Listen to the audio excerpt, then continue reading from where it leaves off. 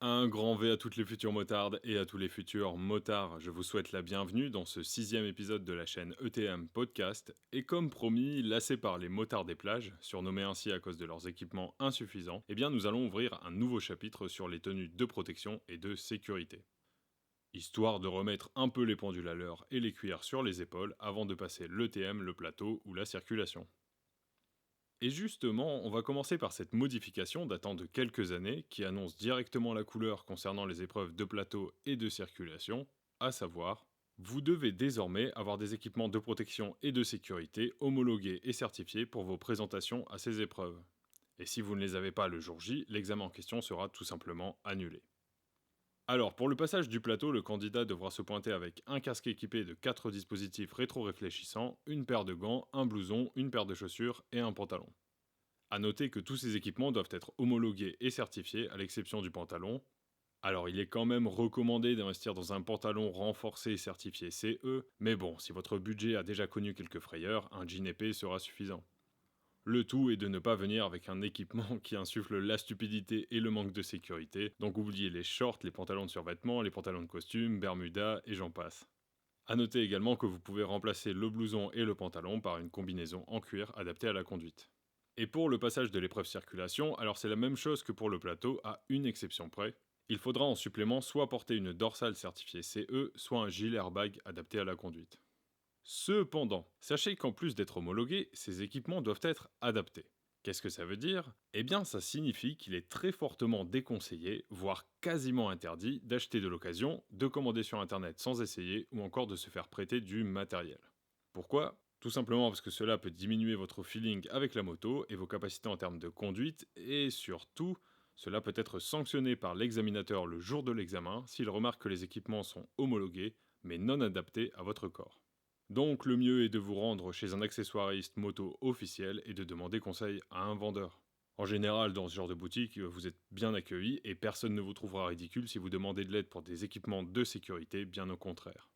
Évidemment, ces restrictions lors des passages aux différents examens ont pour but de sensibiliser très rapidement les futurs conducteurs vis-à-vis de leurs équipements.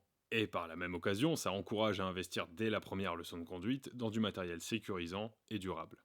Alors oui, certaines personnes pourraient penser que c'est une contrainte, mais il faut plutôt voir ce budget équipement comme un investissement sur le long terme. Et puis, pour rappel, entre la tenue adaptée, les heures de conduite, les frais d'inscription et le passage de l'ETM, le permis moto coûte facilement entre 1500 et 1800 euros selon la localisation, donc il est préférable de bien y réfléchir à l'avance. D'ailleurs, en parlant d'ETM, ce chapitre concernant les équipements de protection et de sécurité sera divisé en 4 parties et organisé en 2 épisodes. On va vraiment essayer de faire un panorama global de l'équipement moto, tout en incluant évidemment un maximum d'informations relatives aux questions de l'ETM. Donc on va revenir sur tous les éléments de protection, sur les sanctions, sur les suppléments sécurité, sur la tenue des passagers, etc. etc. Beaucoup de choses en perspective. Sur ce, on ne perd pas de temps et on se retrouve de suite après le jingle. Bonne route et bonne écoute.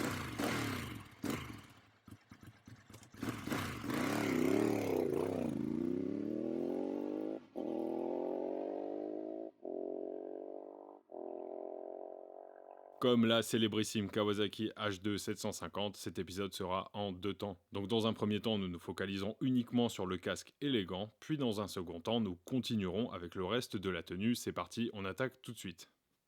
Et avant toute chose, je tiens à vous rappeler qu'aux yeux de la loi, seuls les ports du casque et des gants homologués certifiés sont obligatoires pour conduire. Voilà. C'est une chose très importante à retenir, ça peut être une question un peu troublante à l'ETM. Et vous comprenez pourquoi beaucoup de motards trouvent cela insuffisant et extrêmement dangereux. Effectivement, c'est assez absurde car il est possible de porter par exemple casque, gants, marcel, shorts de sport et basket tout en étant parfaitement dans la légalité. Et deuxième petite précision avant d'entrer dans le vif du sujet, on va faire un point sur l'homologation et la certification des équipements. Comme vous l'avez probablement déjà remarqué, sur les équipements moto, vous avez une petite étiquette avec deux logos. Le premier consiste en deux lettres majuscules, donc CE, et c'est la norme d'homologation européenne. Le second, représentant un conducteur sur deux roues, est le logo EPI, qui signifie équipement de protection individuelle, donc les équipements spécifiques et préconisés pour la pratique moto. Donc voilà ce que vous devez retrouver en général sur les équipements. Après, nous allons faire du cas par cas au fur et à mesure, car il y a différentes strates et différentes homologations en fonction des équipements concernés. Et nous allons commencer à nous équiper avec l'élément probablement le plus emblématique pour la pratique moto, c'est bien sûr le casque. Et bien choisir son casque, c'est la base de l'équipement. Et on revient tout de suite 2 petites secondes sur l'homologation. Pour qu'un casque soit conforme, vous devez trouver sur la jugulaire une étiquette blanche avec la lettre E majuscule accompagnée d'un numéro, le tout entouré par un cercle noir. En fait, ce E, donc similaire au CE, signifie que le casque est conforme à la norme européenne et le numéro identifie le pays d'homologation. Par exemple, pour l'Allemagne, ce sera le numéro 1, pour la France, le numéro 2, pour l'Italie, le numéro 3, etc. Et en plus de cette homologation, pour être conforme dans l'hexagone, votre casque doit dorénavant être équipé de 4 bandes rétro-réfléchissantes afin d'être davantage perceptible la nuit, dont leur absence peut quand même coûter 90 € d'amende. Puis, tant que nous sommes dans les petites surprises, sachez que si votre casque est non homologué, c'est une infraction routière. Donc, en cas d'accident, les dédommagements de l'assurance pourraient facilement s'envoler par la fenêtre. Soyez très vigilants. Et même si ça tombe sous le sens, je me sens obligé de rappeler l'utilité d'un casque vu le nombre de faits divers attristants à ce sujet. Le casque est un élément vital pour la sécurité du conducteur. Il permet d'amortir un choc, de résister à l'abrasion, de relativiser les intempéries ou encore d'éviter d'être touché par un projectile. Mais pour que ça fonctionne, il faut bien sûr que le casque soit homologué, à la bonne taille et bien attaché. D'ailleurs, sachez qu'un défaut du port du casque peut vous coûter très cher, moins 3 points sur votre permis, 135 € d'amende et une potentielle immobilisation du véhicule. Mais qu'est-ce que veut dire exactement défaut du port du casque? Eh bien en fait, il y a 3 critères à prendre en compte. Bon déjà, 1, il faut avoir un casque, ça tombe sous le sens, 2, il doit être homologué, et 3, il doit être bien attaché. Si vous ne respectez pas ne serait-ce que l'un des 3 critères, la sanction sera la même. C'est comme ça. Et sachez que 20% des casques sont éjectés en cas d'accident grave, donc n'hésitez pas à investir dans du bon matériel et à bien vous préparer avant de rouler. Puis, petit rappel, 3 petites précisions pour l'achat d'un casque, il ne faut jamais acheter d'occasion parce qu'il pourrait y avoir des défauts non perceptibles, il doit être parfaitement ajusté à votre tête, et enfin, il faut toujours le remplacer par un neuf après un impact violent. Après, libre à vous de choisir votre type de casque, hein. Donc vous avez des jets, des demi-jets, des micro-jets, des modulables, des trials, des crosses, etc., etc. Mais il y en a un au-dessus des autres, c'est évidemment le casque intégral. Le casque le plus préconisé lorsqu'on débute la moto, il ne présente quasiment que des avantages. Les seuls petits seront peut-être la chaleur, la buée et sur certains modèles une vue légèrement restreinte. Et après avoir choisi le casque, il faut faire très attention à l'homologation concernée pour le type de casque. Pour cela, rien de bien méchant, il faut simplement regarder la lettre qui se trouve sur l'étiquette en dessous du E majuscule. Par exemple, si vous achetez un casque intégral, vous devez trouver la lettre P, pensez à protection. Ou encore, si vous achetez un casque jet, vous devez trouver la lettre J. C'est très important car se pose la question pour les casques multifacettes, entre guillemets, qui sont censés prendre en compte plusieurs lettres. Par exemple, un casque modulable doit avoir les lettres P et J pour être homologué sur les 2 positions. Mais certains casques vendus comme des modulables n'ont pas la lettre J ou n'ont pas la lettre P, et il est donc interdit de rouler soit en position jet, soit en position intégrale avec la mentonnière relevée ou la mentonnière baissée. Donc voilà pour le casque, et maintenant on va continuer à s'équiper avec la paire de gants. Évidemment, comme pour le casque, la paire de gants est un élément emblématique et un indispensable. Elle peut vous éviter des fractures, des lésions, des brûlures, des coupures, etc. Et depuis 2016, les gants homologués sont devenus obligatoires pour les conducteurs. Donc sur l'étiquette de votre paire de gants, vous devez retrouver le logo CE et également le logo EPI. Sachant que le second est accompagné d'une petite précision. En effet, pour les gants, vous avez différents niveaux de protection qui sont au nombre de 3 et on va y aller crescendo du moins résistant au plus résistant. Donc le niveau 1, où les articulations des doigts ne sont pas protégées, le niveau KP1, où cette fois les articulations des doigts sont protégées, et enfin le niveau KP2, où les articulations des doigts et les poignets sont protégées. Puis sachez qu'en plus des articulations, ces niveaux sont évidemment crescendo pour les protections et résistances en général, comme à l'abrasion par exemple. Inutile de se mentir, le prix d'une paire de gants est bien souvent proportionnel à sa résistance, à sa tenue dans la durée et à ses matières de fabrication. Ne pensez pas trouver des gants à 20 € qui vous sauveront les mains et les poignets en cas de chute. D'ailleurs, 12% des motards ont des gants non adaptés. Et sachez que rouler sans gants est une infraction qui certes coûte moins cher que le casque, mais qui coûte quand même, alors c'est moins 1 point sur le permis et une amende de 68 €.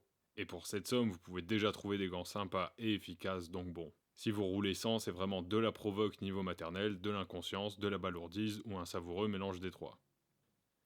Et comme pour les casques, vous avez différents types de gants. Alors généralement, ils sont soit catégorisés par leur utilisation, donc ça va être cross, piste, urbain, etc. Ou soit par saison, hiver, été, mi-saison.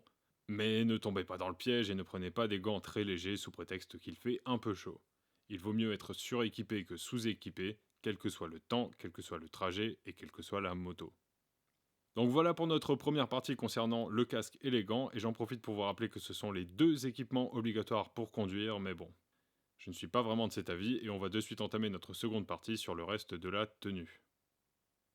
Et pour continuer à s'équiper, vous avez le choix entre blouson et pantalon, ou alors combinaison. Une fois de plus, ce sont des équipements qui peuvent vous éviter des fractures, des lésions, des brûlures, des coupures, etc. Donc ne soyez pas radin sur la marchandise. Concernant les blousons, vous avez en général deux écoles, cuir ou textile, chacun présentant des avantages et des inconvénients. Mais le plus important est de vérifier qu'ils soient bien équipés des renforts aux coudes et aux épaules et qu'ils puissent accueillir une dorsale certifiée, malheureusement bien souvent en option. Donc vous avez un très grand choix de blousons et certains mettent l'accent sur différents éléments, par exemple le tissu étanche, la résistance à l'air, la ventilation et j'en passe. Mais aussi et surtout la visibilité.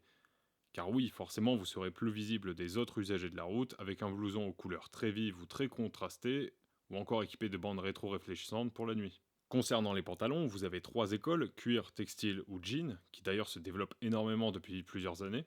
Et là aussi, il y a des avantages et des inconvénients, mais le plus important est de vérifier qu'ils soient bien équipés de renforts aux genoux et qu'ils puissent accueillir des coques au niveau des hanches, bien souvent en option également. Pantalons comme blousons, ces équipements et leurs accessoires en option sont soumis à des tests bien précis. Des tests qui permettent d'évaluer le niveau de protection, et il y en a 3 au total, donc vous avez le niveau 0, aussi appelé niveau urbain, puis le niveau 1, puis le niveau 2. Ensuite, concernant la combinaison, alors, c'est au même titre que le casque et les gants un autre élément emblématique de la conduite à moto. Mais c'est surtout un must de la protection et de la sécurité.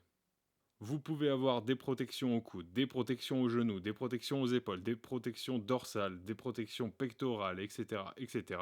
C'est évidemment une seconde peau bien plus complète que l'ensemble blouson-pantalon. Les seuls petits X seront tout de même le temps d'adaptation et bien sûr la facture un peu salée. Enfin, un dernier point à aborder pour cet épisode, les chaussures. Encore une fois, vous avez différents types, donc bottes, baskets, bottines, etc. et 3 strates de protection, niveau urbain, niveau 1 et niveau 2. Alors comment bien choisir ces chaussures? Tout d'abord, elles doivent être confortables pour les commandes aux pieds. Si vous ne sentez pas le sélecteur et le frein, ça peut vite devenir gênant et causer des accidents. Mais surtout, elles doivent bien maintenir le pied sans l'écraser et offrir des protections au niveau des chevilles et au niveau des tibias pour les plus montantes. Et encore plus que le haut et le bas, le choix des chaussures est souvent négligé. D'ailleurs, niveau chiffres, ça ne casse pas trois pattes à un motard. Sachez que 31% des conducteurs roulent sans bottes ou sans chaussures montantes, et que 30% des accidents entraînent des lésions orthopédiques. Puis sachez que certaines chaussures vous permettent d'éviter les accidents stupides comme des glissades à l'arrêt ou aux abords d'une station-service. Voilà, cet épisode touche à sa fin, on se donne très vite rendez-vous pour la suite de ce chapitre concernant les équipements de protection et de sécurité.